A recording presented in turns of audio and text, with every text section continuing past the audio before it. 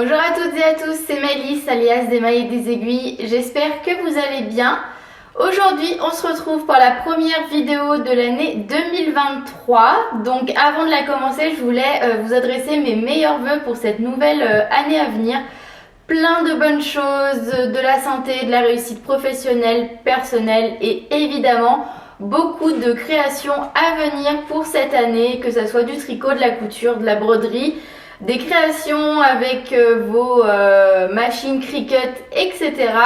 Faites ce qui vous plaît et faites-le autant de fois et le plus possible pour 2023. Je suis pas très douée dans cet exercice, donc on va passer directement à la partie vidéo. Je m'excuse si vous entendez des petits bruits de pattes, mais j'ai mon chien, enfin mes deux chiens qui sont là, forcément, hein, je suis dans le salon, donc ils sont avec moi. Et les petites pattes sur le parquet, ça fait un petit peu de bruit. Aujourd'hui, au programme de la vidéo, je souhaite réaliser deux projets à l'aide de ma machine Cricut qui est juste ici derrière moi. Et donc, je vais vous emmener avec moi pour qu'on puisse les réaliser ensemble, étant donné que je suis plutôt débutante et que je commence un petit peu à utiliser de plus en plus cette machine. Aujourd'hui, j'aimerais donc faire deux projets comme je vous le disais. Le premier, ça serait de personnaliser un cadre famille avec le nom de mes parents, de ma petite sœur et de moi-même. Voilà, faire un petit truc sympa. Et puis la deuxième chose, je souhaiterais personnaliser les boîtes à croquettes des deux chiens parce qu'elles se ressemblent et parce qu'elles sont pas hyper funky. Donc je voulais les personnaliser, voilà, quelque chose qui me fait plaisir. Voilà, et écoutez, je vais vous emmener avec moi, que ce soit pour l'un ou l'autre des deux projets. C'est vrai que je vais peut-être vous le présenter avant. Donc le cadre que j'ai acheté chez Action, un cadre vitrine, hop, voilà, rien de particulier, je l'ai acheté chez Action, il fait 27 cm de haut par 22 de large et 4,5 d'épaisseur. Voilà, donc ça, je vais le déballer puis je vais regarder un petit peu comment il est fait. Je vais le mesurer pour voir quelle taille il faut que mon vinyle prenne dessus. Et puis, en parlant de vinyle, voici, alors ça, on en aura peut-être besoin, je l'ai sorti mais je sais pas, donc pour le moment je vous en parle pas. Mais je vais utiliser du vinyle repositionnable, alors parce que je n'ai que ça. Donc pour le cadre, bon c'est pas grave, ça sera à l'intérieur, donc je pense que ça pose pas de souci entre un vinyle permanent et un vinyle repositionnable. Et pour les boîtes à croquettes, je vais faire la même chose parce que je veux pouvoir en tout cas retirer la personnalisation si besoin, parce que c'est des boîtes qui sont dédiées à ça, mais comme je vais mettre le nom des animaux dessus, voilà, un drame de la vie ou quelque chose est vite arrivé, donc je veux que ça puisse être retirable ou en tout cas facilement, sans trop de difficultés, et que comme ça je puisse réutiliser les boîtes pour autre chose si besoin. Voilà, donc je pense utiliser du vinyle noir pour le cadre et le vinyle blanc pour les boîtes à croquettes.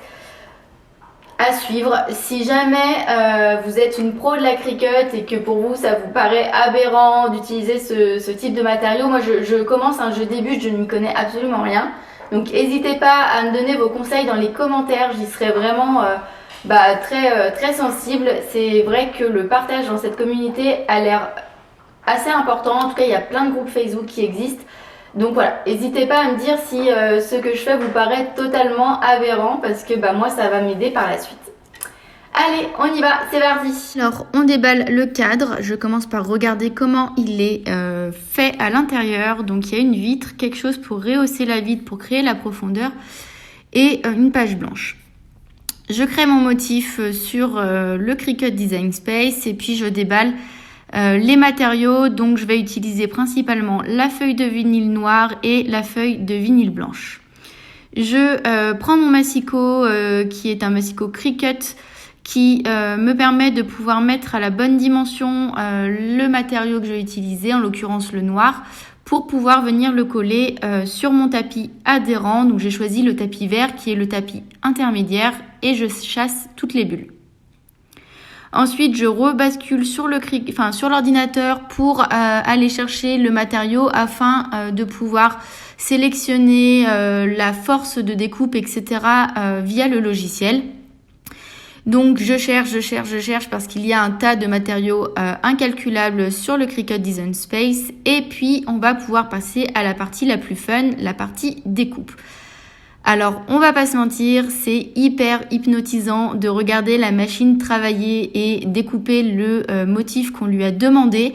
C'est voilà, elle travaille toute seule, mais pour le moment il n'y a pas encore une fois où je n'ai pas réussi à la regarder faire et en faisant totalement autre chose.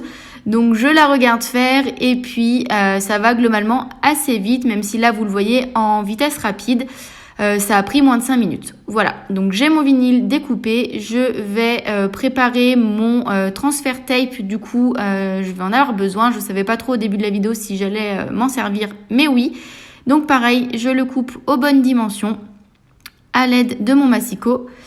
Et je vais venir retirer mon matériau de mon tapis et on va passer à la partie échenillage. Alors, j'enlève avant juste les parties un petit peu que je vais pouvoir garder en fait, même si c'est des chutes, mais que je vais pouvoir réutiliser dans d'autres projets. Donc, je découpe tout ça et maintenant, on y va. On enlève tout le surplus de matière dont je ne vais pas avoir besoin pour mon cadre. Alors, c'est assez satisfaisant pareil pour les grosses pièces, mais alors, quand il faut écheniller de toutes petites parties, c'est beaucoup moins rigolo et ça demande une minutie absolue. C'est plutôt long, hein. Là vous le voyez vraiment en avance rapide, mais j'ai bien mis au moins un quart d'heure à pouvoir tout écheniller et à avoir le vinyle prêt à poser de manière nickel. J'enlève avec les ciseaux les petits bouts qui dépassent, je replace ce qui s'est en allé, notamment les petites parties, et je vais pouvoir mettre mon transfert tape sur mon vinyle de façon à pouvoir le récupérer et à venir le poser après par la suite sur mon cadre. Donc il faut bien maroufler pour bien faire adhérer le vinyle, sinon comme ça c'était le cas, j'ai des petites parties qui n'avaient pas adhéré. Et quand on vient le poser, on essaye de faire en sorte que ça soit le plus aligné possible. Et vous voyez, je me suis loupée. Donc j'enlève le tout et puis je viens recommencer. Et encore une fois, ça a été la galère. J'ai du vinyle qui a adhéré à ma vitre alors que je ne voulais pas. Donc là, j'ai gâché ma matière. Et oui, ça arrive. Bon, on est quasiment 1h30, 2h plus tard et...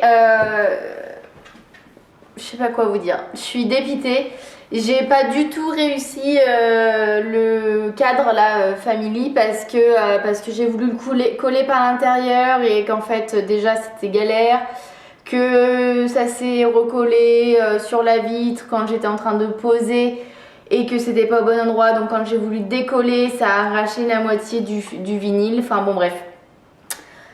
J'aurais pas forcément dû m'y prendre comme ça, j'aurais dû commencer déjà par l'autre projet qui était beaucoup plus simple avec des formes beaucoup plus grosses et j'aurais dû y penser avant évidemment. Donc là on est reparti pour faire le truc des pots de croquettes pour les animaux. D'ailleurs Taiko nous accompagne pour cette ce petit aparté. Que vous dire, voilà, je vais essayer de faire ça ce soir, mais du coup je suis pas convaincue d'avoir fait les deux projets dans la fin de journée, ce qu'il est plus de 17h et qu'à 18h30 je dois partir, donc voilà. En plus il commence à faire sombre, donc je sais pas comment je vais pouvoir faire les vidéos, enfin bon bref. Je suis un petit peu dégoûtée, mais c'est les aléas de la création. Donc on va respirer un grand coup et puis on va essayer de faire le deuxième projet et puis ça se trouve ça va très bien se passer, donc au liqueur. On ne se laisse pas abattre et je prépare mon vinyle blanc cette fois-ci pour pouvoir personnaliser mes boîtes à croquettes. Donc je le découpe aux dimensions histoire de ne pas perdre trop de matière. Je l'applique sur mon tapis vert, je chasse bien les bulles et je retourne sur l'ordinateur pour pouvoir préparer et lancer la découpe. Donc toujours accompagné de mon fidèle compagnon Taiko, mon petit assistant. La machine se met à découper les deux formes. Donc une pour Glam et une pour Taiko. Et comme la première fois, c'est toujours aussi hypnotisant de la regarder travailler et cette fois-ci ça va encore plus vite. Donc en l'espace de 2 minutes, j'avais mon motif, mes 2 motifs de découper, je les retire de mon tapis et je vais pouvoir écheniller. Et là pareil, ça va encore plus vite puisque les blocs sont plus gros. Et globalement, il n'y avait pas forcément de petites pièces, donc j'ai enlevé tout d'un seul tenant. J'applique mon transfert tape, je maroufle bien pour que le vinyle adhère au tape et je vais pouvoir passer à la partie application sur mon support, donc en l'occurrence des boîtes à croquettes en plastique qui sont en réalité des boîtes de recyclage. J'applique bien et une fois que je suis sûre que mon vinyle est posé de niveau et bien droit, je maroufle pour qu'il adhère bien à la boîte. Le même processus pour la seconde boîte et hop, une petite personnalisation de terminé. Recoucou, comme vous vous en doutez peut-être, nous sommes le lendemain de mes petits projets Cricut puisque je les ai terminés hier soir mais que j'ai pas eu le temps de faire la clôture de la vidéo ni même de vous les montrer finis. Donc la bonne nouvelle c'est que j'ai réussi les 2 projets, non sans mal pour le cadre qui se trouve juste ici. Donc pour vous parler un petit peu plus de ce projet là, ce qui m'a donné du fil à retordre, mais je pense que vous vous en doutez, ce sont les petites écritures qui sont à l'intérieur, donc à ce niveau là, parce que au moment d'écheniller, donc écheniller c'est quand j'enlève le surplus de matière, donc en fait tout ce qu'il y avait autour en noir et tout ce qu'il y avait à ce niveau là, au-dessus, en dessous des prénoms.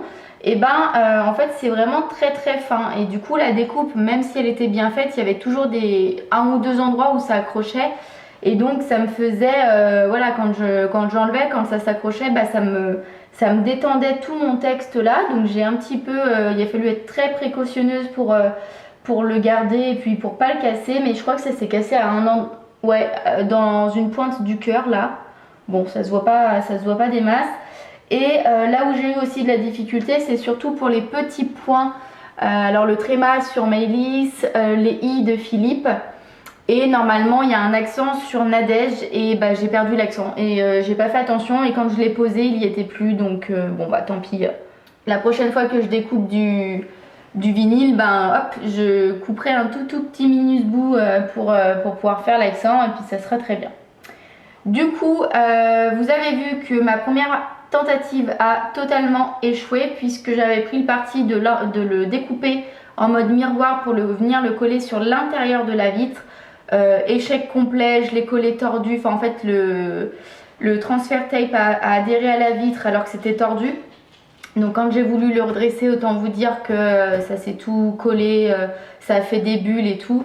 Et en fait j'ai quand même été jusqu'au bout de ma bêtise pour être sûre que j'avais bien tort dans ma façon de raisonner sur ce projet là. Et en fait comme c'était la face collante qui était du coup visible à l'intérieur, puisque je l'avais imprimé à l'envers, vous me suivez, en mode miroir, en fait c'est le côté colle qu'on voyait apparaître sur le devant de la vitre. Et c'était pas du tout joli puisque là il a un effet, le vinyle a un effet mat. Et quand je l'ai collé à l'envers, du coup c'est le côté colle qui ressortait et ça avait un espèce de côté brillant. Déjà on voyait toutes les imperfections, les micro-bulles, etc.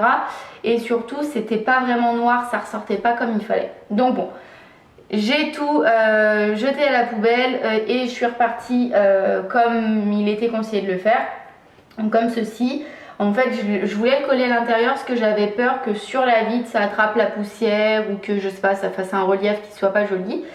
Donc j'ai voulu tenter et au final non, en tout cas moi mon avis c'est que c'est vachement plus joli quand c'est collé par dessus et c'était vachement plus simple aussi pour le positionner au bon endroit puisque j'ai pu le positionner avec le cadre dans sa totalité. C'est-à-dire que j'avais pas sorti la vitre, sorti le support, etc.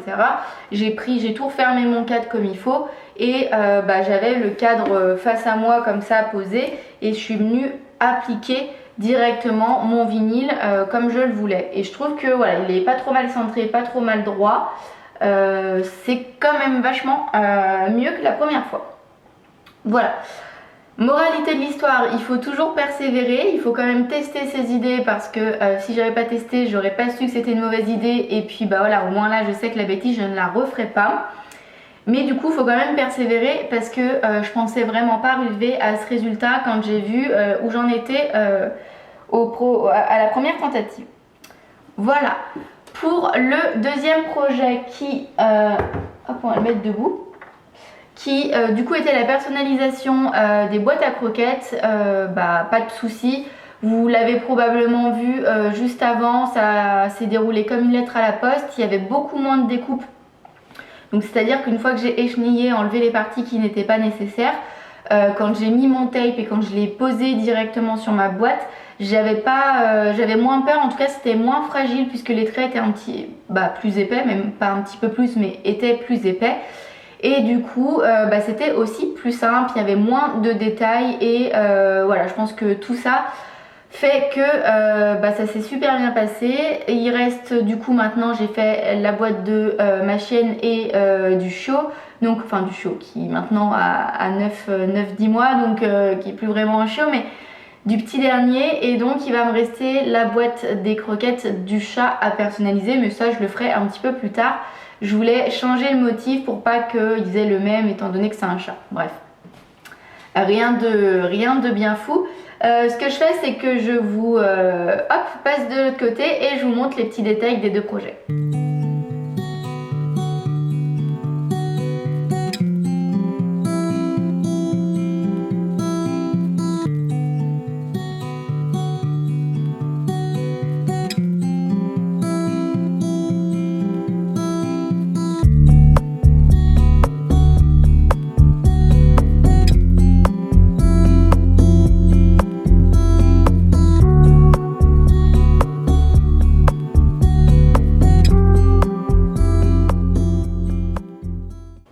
Cette vidéo touche à sa fin, j'espère qu'elle vous aura plu. N'hésitez pas à me dire